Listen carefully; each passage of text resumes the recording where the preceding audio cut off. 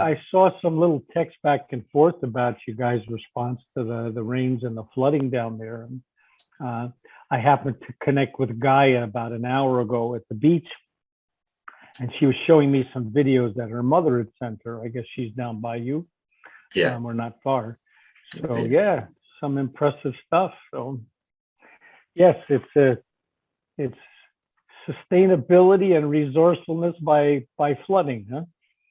By force, yeah. Do it now or forever hold your peace. Alex and I were talking about it, what we could do, and the mom online as well came up with some ideas. All these things can be done, but unfortunately, when you need to do them, you need money. That like a water tank outside and a pump and of course piping and cables and they all cost money, so yeah, and takes time. Yeah. And if you're going to be a prepper, now is the time. Yeah, we have to head in that direction. So okay, I may as well sort of get started with this meeting. I had some really good insights this week. We were at the point where we had brought up the concept of, now that we have made it obvious why it is essential to transition to a fair, happy, healthy, and sustainable future, and the magnitude of what we are facing is like really, it's in our face, it's very apparent. And of course, this flooding is a big example of it. Also, how fast it's happening is very real. And then we did a section on Nature Speaks. We looked at our body internally speaking to us, looked at our guides and ancestors speaking to us through our minds, and then our environment speaking to us loud and clear as it is here, Mother Nature speaks. And it's amazing how, I was saying, how synchronous it is that as we've been going through the different phases of this meeting, everything we needed to experience when we needed to experience, to write about it, to put in the meeting, is happening just like exactly as we need it, when we need it, how much we need. It's absolutely fantastic. It's like this whole journey that we decided to go on after the last meeting. Okay, we're going to go and plant our gardens, we're going to do this and It's like this incredible synchronicity. It's just been playing itself out, which is absolutely wonderful. Maybe it's really us choosing it, but I mean, nature's playing its part, isn't it? So it's fantastical, just like super duper fantastic. It's amazing. So then, of course, Please note, during the recording of this meeting, we did not imply that we may have chosen the bad weather. Yeah. No, we just brought it into being. We didn't choose it or whatever. Well, I mean, we just accidentally, by doing what we're doing, we manifested into this world. Accidentally. Yeah. Coincidentally. Yeah, well, intentionally. Intentionally. Oh my gosh. And to have all of that happen. Yeah, we need to experience it. Yeah. I mean, it brings it home to us, doesn't it? Yeah. Yeah. Then I wrote a post on my WhatsApp thing that we're experiencing this 100-year flood in KZN. It's actually quite interesting because the last time it's actually happened 3 times in my lifetime, and I'm only 60 a little bit. It happened when I was about 12 years old. It happened with Cyclone Des Moines, which we don't get cyclones or hurricanes down this low because we're way away from the equator. But there was this confluence of storms. I think I was about 35 or so, around about that age. And now we've had, and there was one a couple of years back, I don't know, 5 or 10 years back, when there was major flooding in Durban, and now again. So you can see the accelerated rate at which the reoccurrence is happening. So it's just pretty amazing. And so I put that up, and then I had a friend of ours or of mine actually called me up and said, just so I hear you right, Mother Nature is talking through you. If so, you're blessed. We have some experience with the spirit world and believe 100% when you're saying she's talking through you. And so, of course, I replied, thank you, Wayne. It is magical. I believe we all could be part of that conversation if we were open-minded, open-hearted, listening and hearing and bringing it into this world. Then a little way into the week, I was sort of woke up in the middle of the night with, there's nothing ethereal or mystical about spirituality. And I believe this. It is magical, though, how it works. It's available to everyone. You will receive what you ask for. If you are open to change, ready for it, aligned with it, and available to it, and ask for it to come into your life. It's like when you put it out there, you naturally receive. It's just incredible phenomenon. It can be a hit or miss, or if practiced, it can become you. You are always connected and one with this vibrating, connected, wise energy universe. So, are you aligned with it? What you want to receive or channel into your world? Are you like open? Have you opened that door and receiving that information? So I use a radio analogy. Alignment is tuning in. Becoming spiritually aligned is a practice. And this saying, it's like, or the 5 basic tenets of manifesting things into your world is plant the seeds. In other words, put the idea in your mind, choose what, of all of the ideas and possibilities, choose one, focus on it, practice it, and it will manifest, or you will receive it if it's wisdom or knowledge or whatever it is you want to receive. So focusing is the practice of tuning in and into alignment with what you wish to receive. When you're tuned in, you hear or receive the messages you need to hear.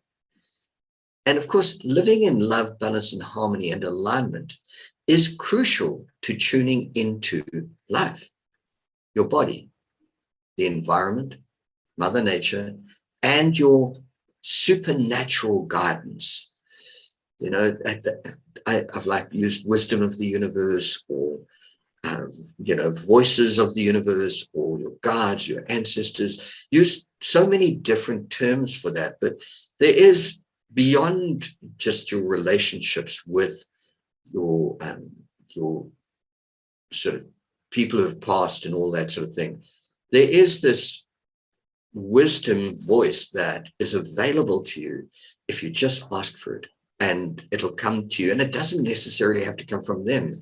It's out there and it's available. A radio receiver tuned into the right frequency will receive the program, the music, the weather, or the news. If you're not tuned into the correct frequency and in alignment, it will just pass you by. Just as there's all of these programs, television and radio and everything is all happening, and it's flowing past you. But if you're not tuned in, switched on, first of all, turn on, and then tuned in, you're not going to receive anything. So there's this concept from religion that says, ask and you'll receive. Focus on what you want to know, receive, or with whom you wish to connect.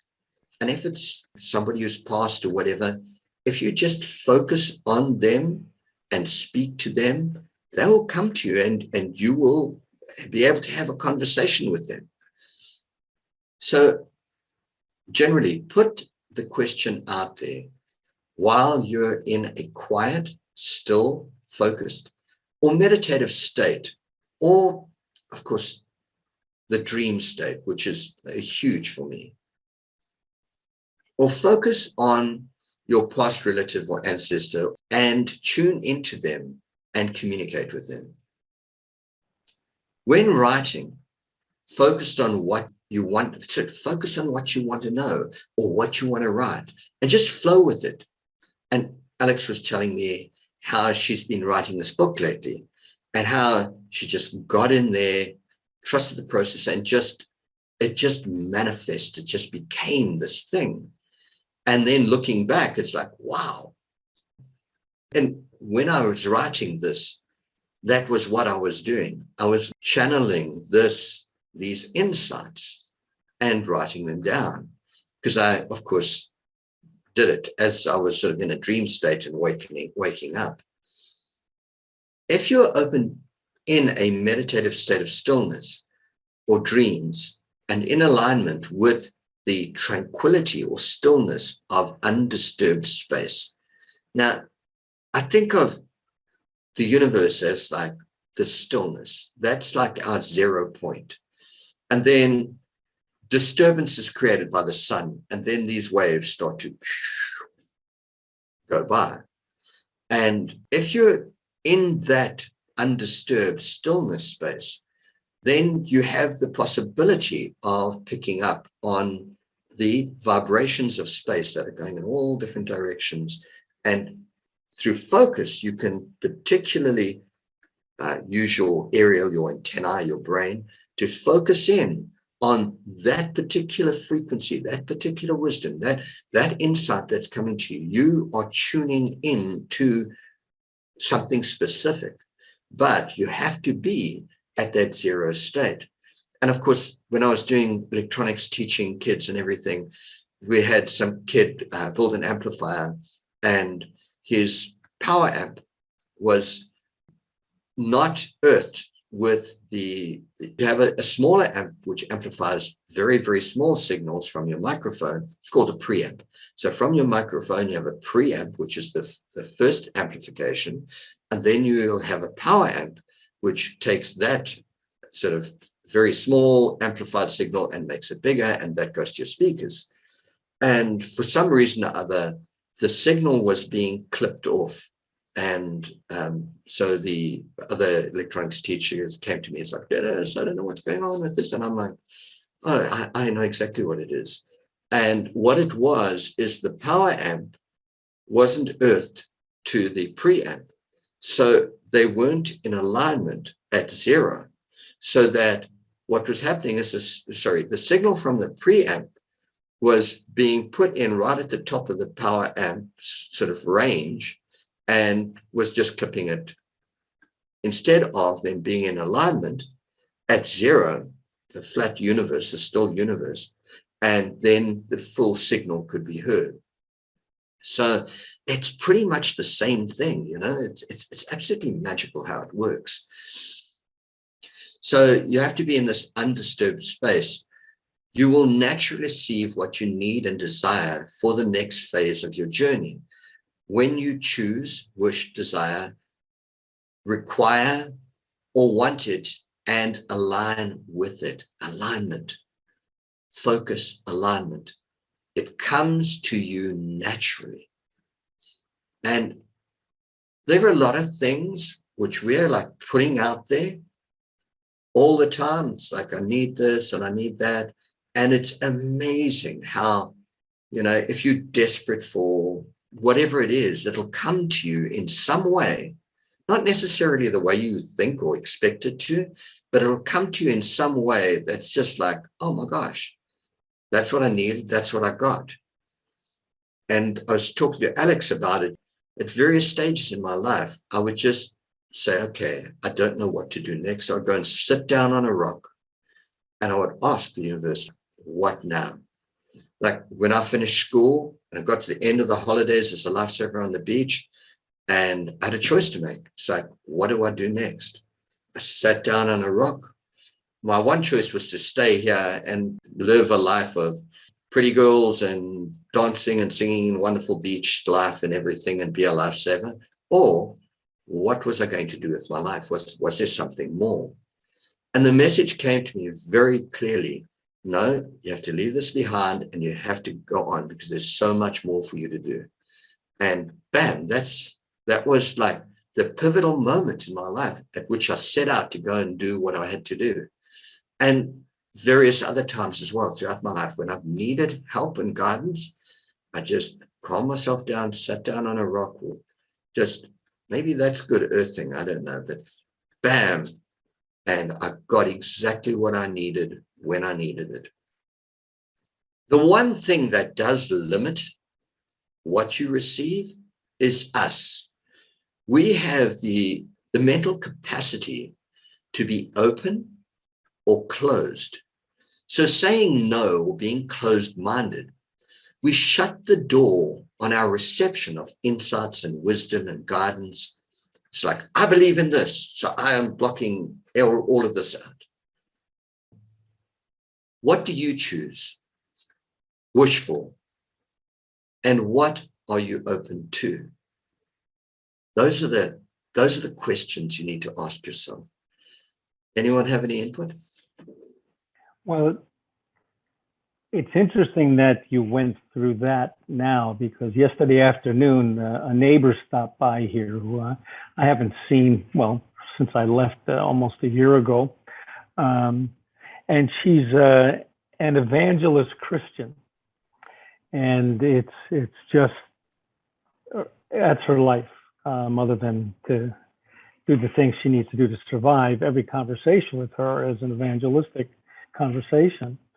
And so you're talking about if you're being open, you'll receive.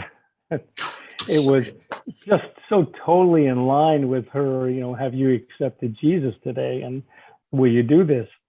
Now, I don't subscribe that any religion particularly owns that ability. And I think you expressed pretty much what it really is about, separating the religious aspect from it. I won't comment on that, but definitely being in a zone focus where you're allowing the flow to happen rather than trying to work it. And at the same time, you are intentional and focused on what it is that you're looking to receive. You'll get information, and you'll get information sometimes more than what you just asked for, but a lot more to help you understand how to process it and how to apply it even. Sometimes knowledge, as we know, without application is just a nice thing to store. So I agree with you on that. The more we can get people focusing on their heartfelt desires and being very clear about who they are, and even that's a question they can ask. I think the more we'll see people buying into helping save our world and helping save themselves, both figuratively and spiritually and literally. Awesome. I 100% agree. I would also say, though, there's other ways of receiving messages. I would say for me, a lot of my younger years were more signs and symbols and types of animals that would just come into my life for a brief moment, almost like animal totems that represent certain phases or coming phases in my life.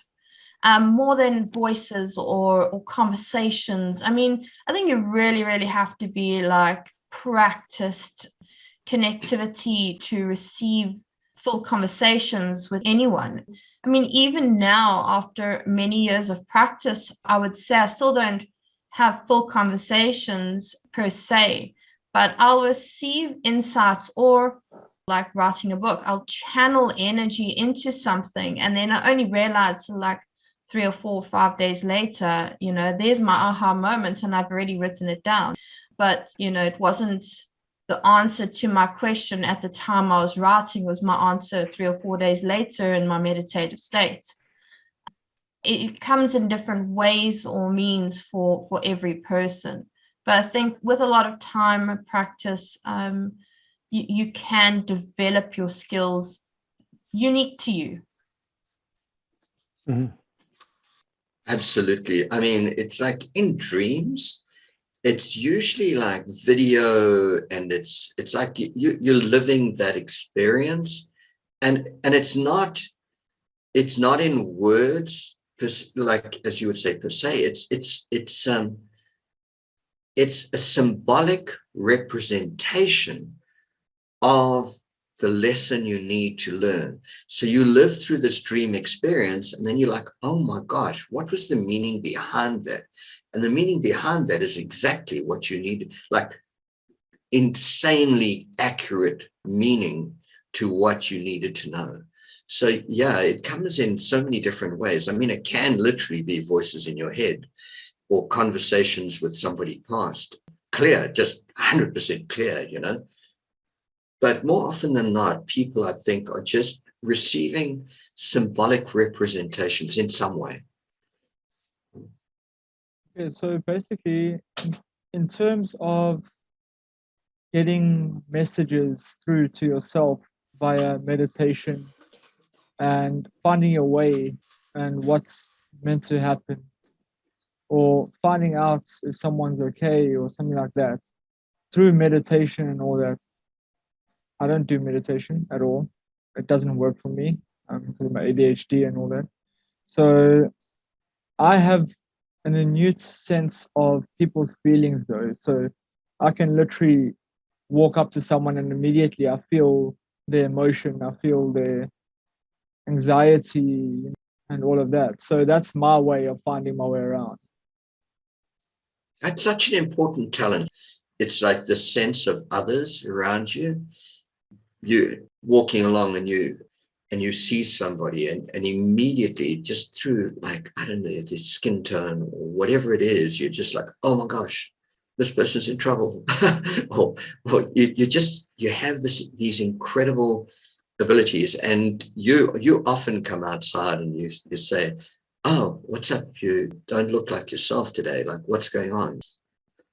And that's a really, really important sort of innate sense. Or the carry on, Alex.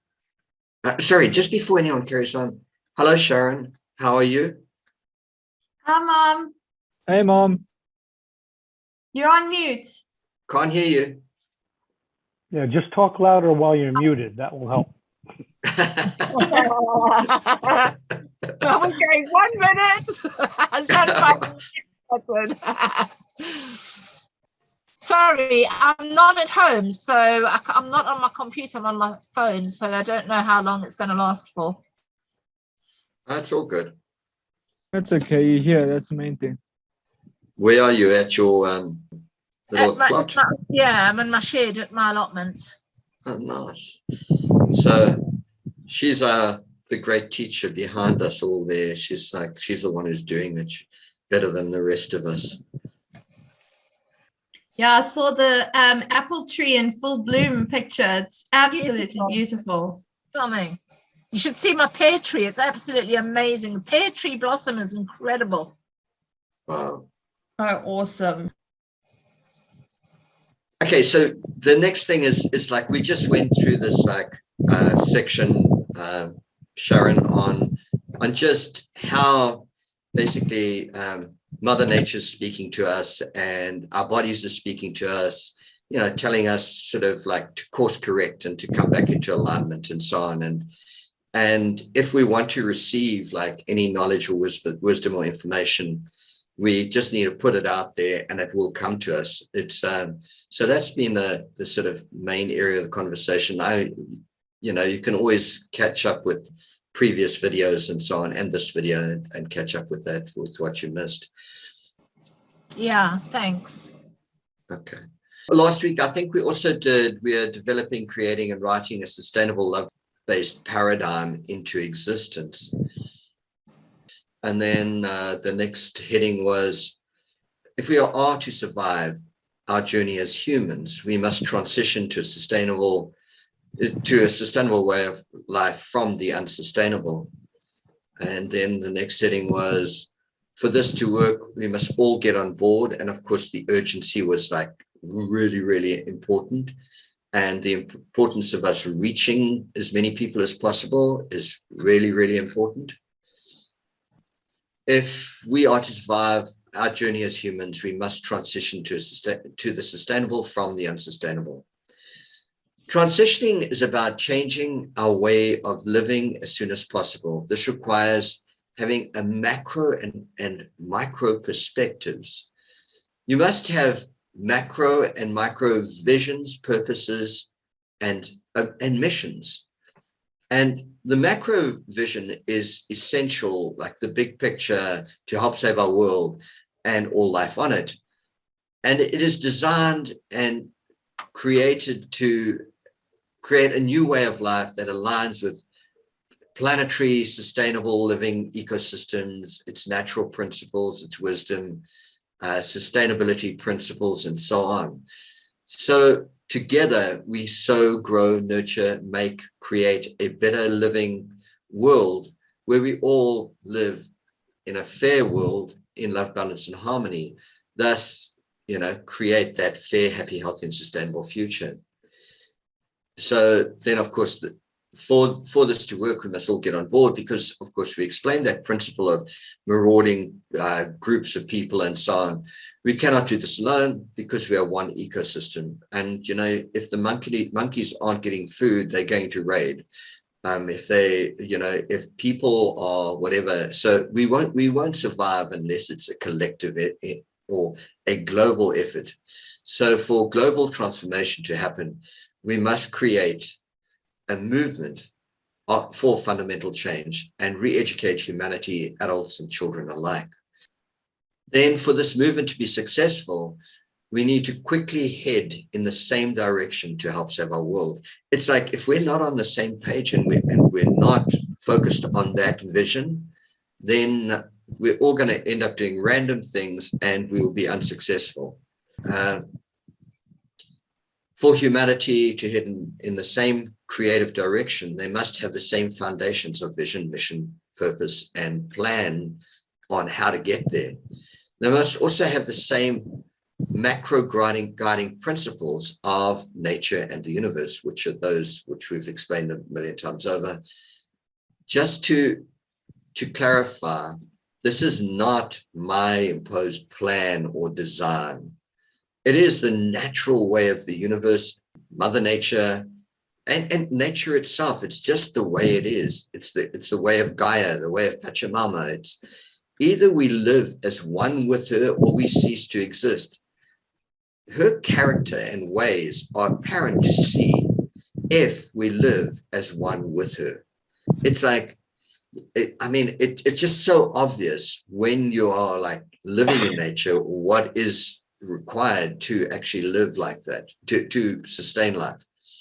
So micro, it's like in communities, within your community, you'll have to create your own localized design and plan and create your own sustainable teaching eco-villages, Steve's, with the same ethical principles and the same planetary vision, mission, and purpose and natural wisdom in mind. But your garden is going to be unique. Your environmental circumstances, like Sharon lives in England and she's got to plan around like very clear, distinct seasons, where we are pretty much sort of subtropical. We have pretty much like, yes, there are seasons, but it's not as harsh as she has to deal with.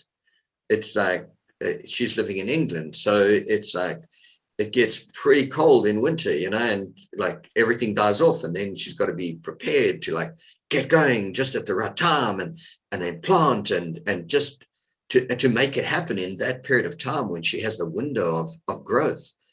And of course, things seem to grow exceptionally well there. And I think maybe the winter maybe serves you in that it kills off pests and that sort of thing. Does it, Sharon?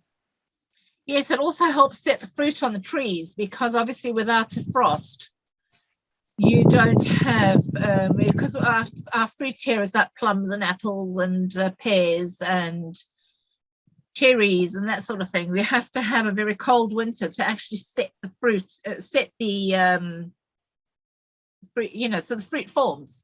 Otherwise it doesn't form. It also helps with garlic because it helps to split the cloves.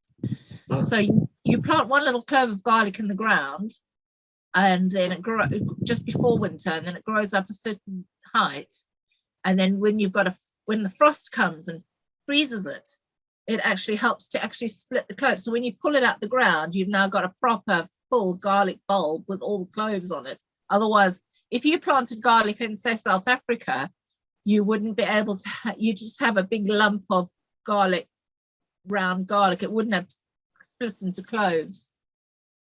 Wow. Like, I mean, that's just something I would never know, So that's what I'm saying is each community has to have like a micro plan, vision, mission, purpose, but all within the greater design of helping save our world. Because I mean, if we aren't all on the same page when it comes to that, then we're literally going to end up a very fractured and very us against them, very destructive sort of way in which we move forward. So yeah, I think that's really important. The reason for this is every environment and situation is unique. Every human has unique ideas and how best to create sustainable housing, digging into the earth mounds, wattle and daub, rocks, stones, sticks, grasses, poles, cloths, and even earthships made out of tires compacted with soil inside. Like Sharon was brought up the concept of she wants to create like a fan driving a car's alternator and then charging batteries for consumption later, and use an inverter or then and to turn it into 220 if she wants, or just keep it as a DC voltage, which is ideal for computers and all that sort of thing. You can just step it down. Like in her situation, a fan's great, but where we are, we're like in this valley, and there's like tall trees on the hillsides all around us. So the wind literally blows across the top, and we hardly get any wind whatsoever. So for us, that's not an option. Carry on. How lovely. No wind. Yeah, it has advantages and disadvantages. You can't take your kid and fly a kite where we are. It's like, no, there's no wind. So it's a bit disappointing, it's like in that sense. But because we're in a catch, and get it high enough, then you couldn't, say, put a big pole on your roof and have it up there. Nowhere near high enough. No, Really? you're talking about 100, 200 meters up wow. high, maybe even higher than that. Yeah. I mean, we're at the bottom of the valley. The valley is probably about 50 meters down, and then the trees are about 150 meters above that. So you're right in the valley. Yeah. Yeah. Cracky.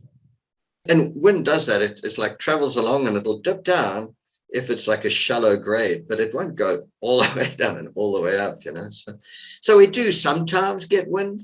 And that's another really interesting thing is like when you have a jungle or forest, wind gets absorbed. That energy of the wind gets absorbed into the forest. And then like you go in like 100, 200 meters into the forest and there's no wind. It's like, and it's like the wind's blowing like crazy on the outside, but nothing inside. So it's just phenomenally interesting. It's like, depends on your circumstances. But for us, like with this rain, if we had like a paddle wheel, like a big one, it's like being little ideas going in my head, it's like, okay, that could drive that alternator to charge batteries, which would be great, but it's a small catchment area. So the river's not always flowing at a decent rate. It's like, it's just when we have these rain events that we have the water to that extent, but it generally just flows through summertime, but then it's almost stops in wintertime. So can't you create like a little waterfall in the river so that you can have the wheel under the waterfall? So even though if it's going slowly, and you can then have it flowing over the waterfall, hitting the wheel. Yeah, there are those things, but we've got neighbors just up from us So if we back the water up too much, we'd flood them out. So Okay, I'm not talking about a massive waterfall right across it, just like a small section towards, say, the bank side. You could maybe just have it just like a, you know, build up like a little shelf or something, just in one section. yeah, Make a shelf yeah, above the water I line. think they call it a sluice, yeah. where you can Yeah. divert some water off to do what you need to do to the side Yeah. of the river. Yeah. Yeah. Yeah, quite often in permaculture, there's this new thing that they have is you direct the water around, and in that place where you go around like that, you put in a spiraling pump, and basically the water spirals down and takes all of that energy to drive whatever you want, you know. Yeah. So yeah, I mean, there are these ideas and great ideas, and but Just most putting of into them, practice. sorry. Just putting them into practice.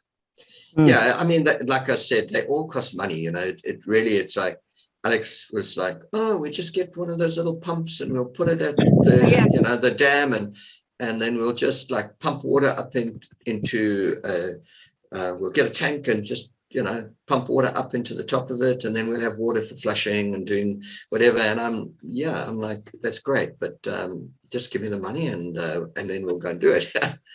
Which, You know, I think that car idea though, Dennis, could you not use a water pump from a car? Would that not work with, you know what is that whole windmill idea was taking a fan. I think it's from a radiator fan. I think it's a radiator fan. It's like got sort of 4 blades on it. It's about that wide. You'll have to look it up on YouTube. It's really interesting. And the guy then, what he did is he took a long piece of pipe, about 50 centimeters length, and cut it into 4 pieces and sort of shaped it slightly so that he fitted it over the ends of the fan pieces to create this like windmill. But as far as, you know, your a waterfall thing that would be concerned, I mean, you could get that water wheel going, and then could you use maybe a car pump or something like that to pump the water? Because you could get that from salvage. You could get a salvaged, you know, that's not going to cost you. Don't get a brand new. Just try and salvage something from salvage. There are those things, but a water pump from a car in particular, I think it uses the casing of the car as part of the actual molding. But yeah, I suppose it is possible to create a backing plate, and then it's just something that would have to be looked at, you know. And so yeah, I think anything's possible, but I don't think a car water pump is going to give you I mean, it requires extremely high speed to pump very small volume, relatively speaking. So I don't think it's the ideal pump for that, but of course there are pumps like all over the place that are scrapped and whatever from shipping industry and from wherever, you know. So I mean, there's secondhand pumps that can be reconditioned, and you know, and you know, then you've got a pump, you know, so it doesn't have to. That's a perfect way of you using your knowledge to fix. I mean, I couldn't do it, but I couldn't get a pump and say, all right, I'm going to recondition this. I've got, you know, but you could. Yeah. I mean, that's like one of the amazing gifts or skills that I've picked up along the way. Is, you know, when I did the marine engineering, it's like all those things I can do, but of course, every one of those things that you do, you need, you know, tools and equipment and whatever. So so there are those other limitations as well. I mean, I have the knowledge, but do I have the tools, you know? And so there are those factors to consider as well. But you know, I don't think there's anybody who's positioned in a better situation in terms of knowledge and actual skills than I am, you know, in that sense, for doing something like this. Right. And you could do something dead easy. I mean, it would be easy for you. Yeah. You could, and then what you could do is when you were doing it, you could make a YouTube video to show other people how to actually do it. Yeah. You know, and let people do it themselves. So that, and then that's a way of getting the knowledge out there to other people so that they can use the same ideas, you know. Because at the end of the day, no one's got loads of money to be put, especially people that are trying to be sustainable and living off grid and things like that. They don't have access to loads of money to be able to do things. So they're looking to do things on the cheap, on the cheap, basically. So I mean, if they can get access to something that's relatively cheap, and learn how to actually repair it or fix it or whatever to make it workable, then that's first prize. It's like we're on this journey, and it's like, okay, well, if we can save up a little bit of money each month, and then we'll look at the first project, and then we save up a little bit of money each month, and then do the next one. Because no matter what it is, you're still going to have a certain amount of money, no matter what, even if you're trying to fix something, Or work on getting donations. Work on getting donations. You use the name of the Save the World, Help Your World to actually ask companies to donate old pumps that they no longer use and things like that to the cause, there's ways of getting around it. There's ways. You've got to be resourceful. Just be resourceful. Old tools and things that they've sort of put to one side or whatever, or that they don't use, you could ask for donations of tools and things like that. Just got to sort of think outside the box a bit and do that, and to get the stuff in so that you've got the tools that way rather than spending money. So where are you and what you're doing to do our marketing for that? Because we this is a pretty important topic, actually, even though it seems tangential. But the billions of people on the planet that don't have the resource that even we have, and we're not saying that we're rich, this is a main concern for them. People are scavenging garbage dumps looking for food. Never mind, and I'm sure we've all seen the shacks with the corrugated aluminum and the plastic roofs and things like that, and the dirt floors.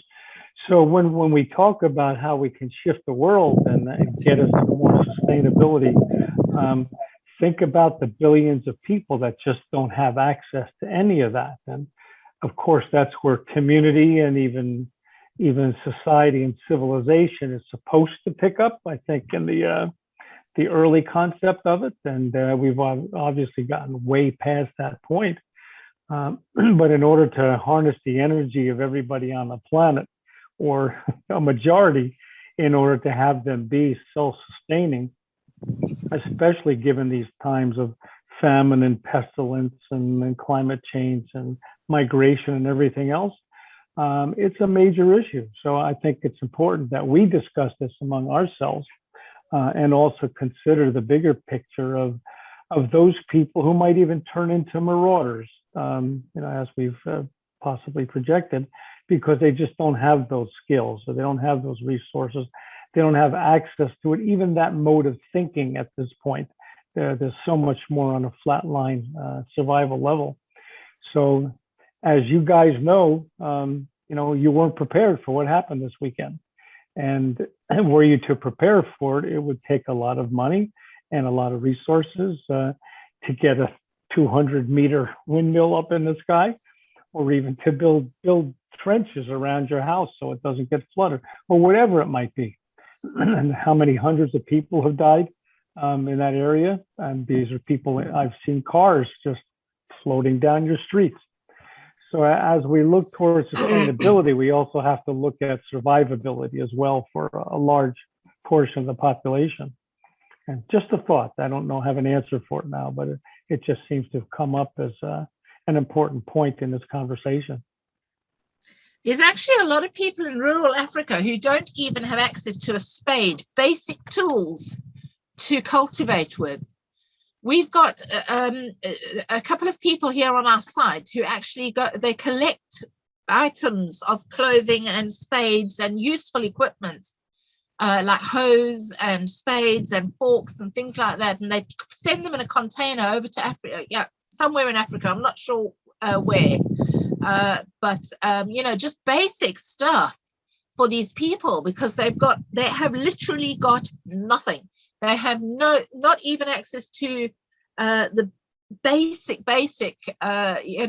supplies of spade. How do you plant anything in the ground if you don't even have a spade? So it's that sort of level that some of these people around the world are actually at. It's terrible. It really is. I mean, worldwide poverty isn't just, You say that, but you watch videos, some of the videos that Rowan watches about guys literally making underground mansions out of clay. Yeah. They dig with sticks and stuff. Sticks and yeah. They use what they can because they use items around them. I mean, people are ingenious. I mean, if they haven't got something, they'll make a plan.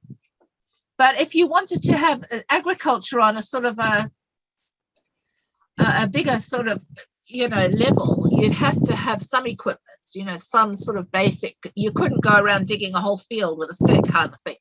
They need access to better equipment. So, and even, a spade. I don't know if I could, I don't know how I would get on this allotment if I didn't have a spade, at least, or a hoe or a fork or something to actually cultivate the ground with. So, but it's just sad that, people are at that sort of level, like Kurt was saying, where they have nothing. They've got nothing.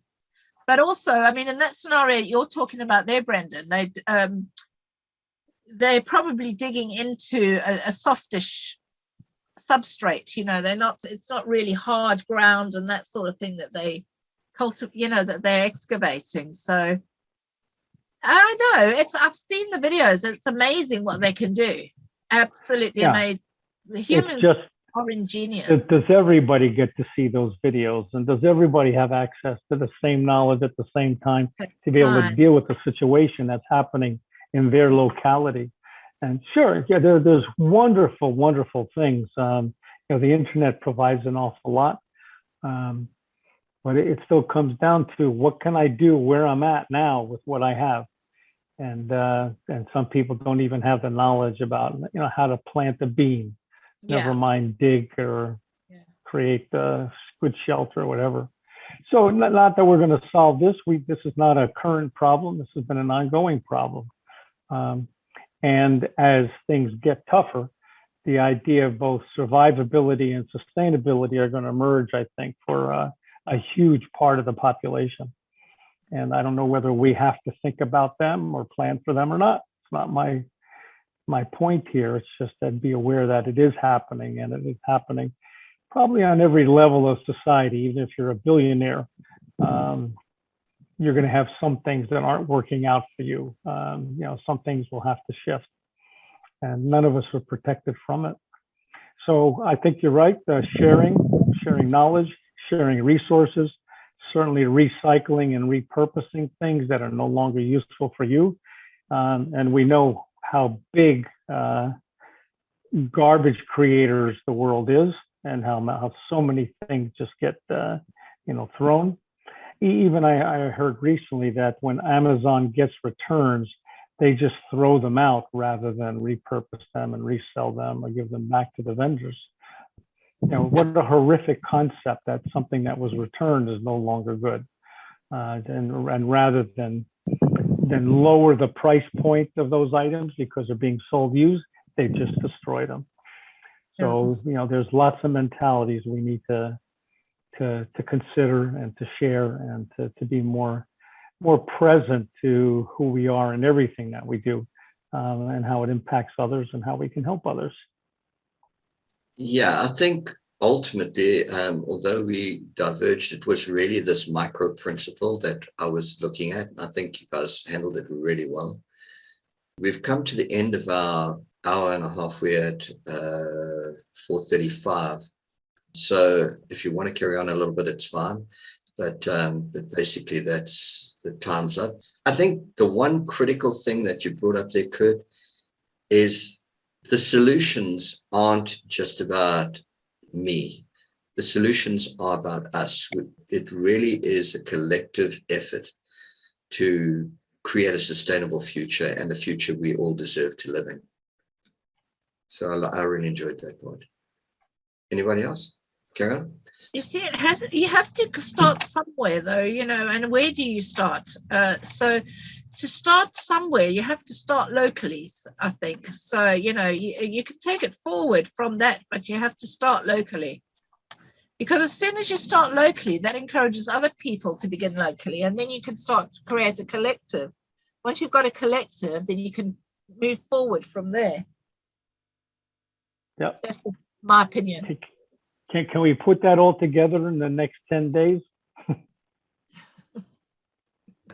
But I hear you. There's an urgency about it, and obviously the collective have been wedged, certainly in this country, politically and religiously, and so many other ways. But yeah, ultimately it's that. Do we rise together or we fall together? Yeah. And to teach others. I mean, in a society that's sort of a first world society, I mean, how many people really know how to actually even know where their food comes from and how it's grown? They just rely on the supermarket that they go to collect from. They rely on opening a tap that water comes out of. They go to a job every day so they can pay for that. They haven't got a clue. They've started now in the schools here to teach children gardening. They're actually teaching the children gardening. I don't know whether they're doing it in other parts of the world, but I think that's just amazing that they're starting their own little gardens within the schools, and actually bringing the kids in to teach them how to plant seeds and show them how it grows and show them where their actual food comes from, which I think is crucial. You have to start at that level. We have no water at the moment. We've been rushing water from the river and going to go buy the 5-liter containers of water for drinking water and stuff. And I still go to the tap with the kettle to fill up the kettle up. Yes. And it's like you don't realize what you have until it's gone. It used to be simple, just fill up the kettle. Now you have to carry a heavy ass bucket of water to fill up a kettle. Yeah. I know, it's like when the electricity goes off as well. I mean, you go to, let's have a cup of coffee, you go switch kettle on. I do that all the time. Our lights go off. And you don't need the cup of coffee until the electricity actually goes off. That's right. Yeah. We were lucky. We invested in a gas stove a couple of months ago, so we were pretty lucky there. Are you telling the truth now, or should I be questioning what you just said? Oh, always question. It's actually funny because we had no electricity, and the moment the electricity came on, Ron ran in and he switched on the kettle, and he's like, "Yay, we got electricity!" Forgetting that there's no water in the kettle. It's like, no, you gotta make the kettle out. No, we do take for granted, and the thing is that but if we set up our own system where we were sustainable for ourselves and we didn't have to rely on the grid, we would then learn to rely on the systems that we've set up ourselves rather than on the grid. So I mean, I've been looking at houses for sale in South Africa because I think Phil and I will probably come back over, in a few years' time. So we've just been looking at house prices and things like that. And there's quite a few houses that actually have a generator that they use for when you have these power cuts every so often, don't you? For like 2 hours, and they just flick on the generator. So they've adapted to that situation. It's all about adapting and changing to situations. Well, yesterday, it's easy to flick a switch, but you can set up your own systems to use instead of that grid. It's necessary to use electricity. You can use it. There's nothing wrong with using it if you've got it, but also be able to not have to rely on it. Yeah, it's like yesterday we thought it was load shedding. Well, I did at least, and I waited 2 hours. I thought, okay, well, let me take this time to go rest. And so I slept for like, I don't know, 2.5 hours. Wake up and the electricity is still not on. Eventually it gets to like, I don't know, about 6 o'clock in the afternoon. And we're sitting there, all our phones are dead, so we go sit in the car and charge the phones. Yeah, I mean, Yeah. it's crazy. I mean, what happens to all the stuff you've got in your freezers and that for, and let's say your electricity's off for 24 hours. You've lost all the stuff that you've got in your freezers. Well, we Yeah, lucky. Most of the hard. stuff that we got in our freezers is not meat, so It still doesn't matter. I mean, it's even if it's veg or whatever it is, it still needs to be frozen. It needs to stay frozen or whatever in the freezer. So if you've got some sort of a battery backup system or a generator type system that you can just use in those times, and you're not totally reliant on getting electricity from the grid, that to me is first prize. If you can get that's what I was saying to Alex and Rowan this morning, is maybe we should take a drive up to Joburg and just go pick up my generator. Yeah. Good idea.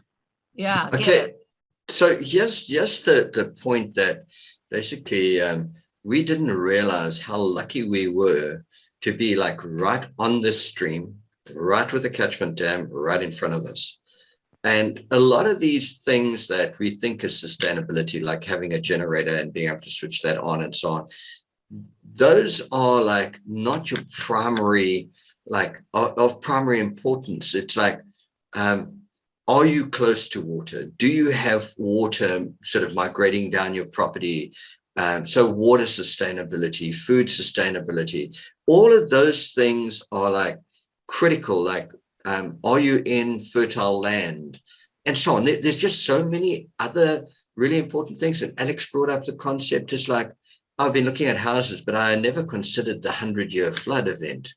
Yeah. I mean, when we bought that house in New Germany and like the water was washing underneath the foundations and we didn't know until we had been there for a few years. There are like really important factors when you are going to try and create a sustainable situation for yourself. And the most important one is running water, Yeah, absolutely. So, water is crucial. Yeah. Water is crucial. You can get away with everything else. You could, put yourself in the middle of anywhere so long as you've got water. Yeah. Water is the most important thing. Well, I wouldn't say a generator is sustainable either. I mean, number one, it requires repairs. Number two, it's run off petrol. Petrol is not a sustainable resource. No. Just a backup system to your grid. It's a backup. No, absolutely. But then saying that, okay, if you've got a decent system in place, you got, let's say, solar panels and battery backups, just as one example. If you've got that in place, when are you ever going to use the generator? Yeah, if you've got solar panels, I mean, that is the battery idea, having a bank of batteries. I mean, those are relatively cheap. If you can set up some sort of system that you can charge the batteries off grid without having to use power, then I'm definitely looking into that. I'll keep you updated. On that note, I have to go, I'm afraid. Yeah, we all do. So it's been great. I'll try and get on as more often if I can. Wonderful. Okay, fantastic. That's awesome. It's wonderful to have you with us. It was very nice having you here today. Thank you. Yeah, it was Thanks. Nice. Yeah, good input, really valuable. All right, thanks everyone. Okay. Thanks, Kurt. Thanks, Thank Alex. you. Everyone, cheers, guys. Go well. Bye. Bye.